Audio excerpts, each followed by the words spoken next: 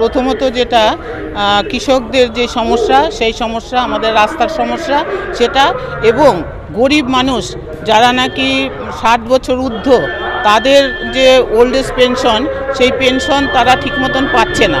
তারা আবেদন করছে 2023 সালে আবেদন করা, সেটা 2025 সাল শুরু হয়েছে, এখনও তারা সেই অর্থটা তারা পাচ্ছে না।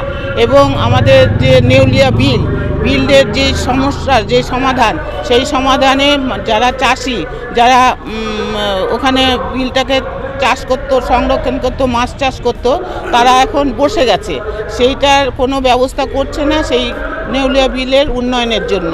আমাদের এখানে তাতলা 1-এর যে বিল, সেই বিলটাকে সংরক্ষণ করার দায়িত্ব, এবং আমাদের যে বিভিন্ন যে খালগুলো, সেই খালগুলোতে আমাদের জল নিষ্কাশন হতো, যার জন্য আমরা চাকদায় জলে ভাসতাম না।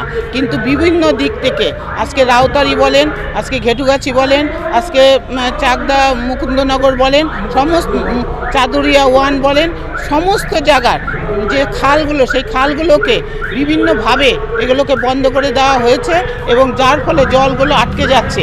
এবং আপাতত আমাদের যে সমস্ত কারখানা তৈরি হয়েছে, যে আমাদের ঘেটুগাছিতে 2টো রাইস মিল তৈরি হচ্ছে, সেই রাইস মিলের যে জল, সেই পচা জল যাচ্ছে, গরম জল, সেইগুলো গিয়ে ধানের খেতে গিয়ে উঠছে।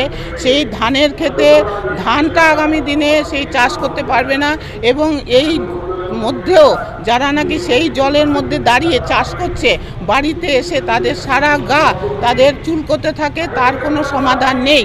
সেই জন্য বলা হয়েছে যে রাইস মিলকে এই বিষয়ে সতর্ক করতে, এবং আমাদের কৃষক ক্ষেত মজুরের কোনো এখন কাজ নেই, তারা ঘরে বসে আছে, এবং শ্রমিক যাদের মানে শ্রম তাদের বাড়িয়ে দিচ্ছে, সেই অনুসারে তারা মজুরি পাচ্ছে না।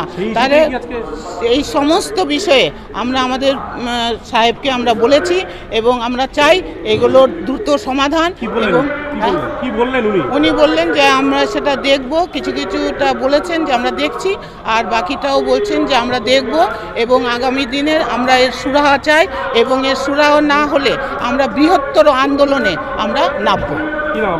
আমার নাম গীতা বণিক। আমি সারা ভারত গণতান্ত্রিক মহিলা সমিতি চাকদা পূর্ব 1-এর সম্পাদিকা।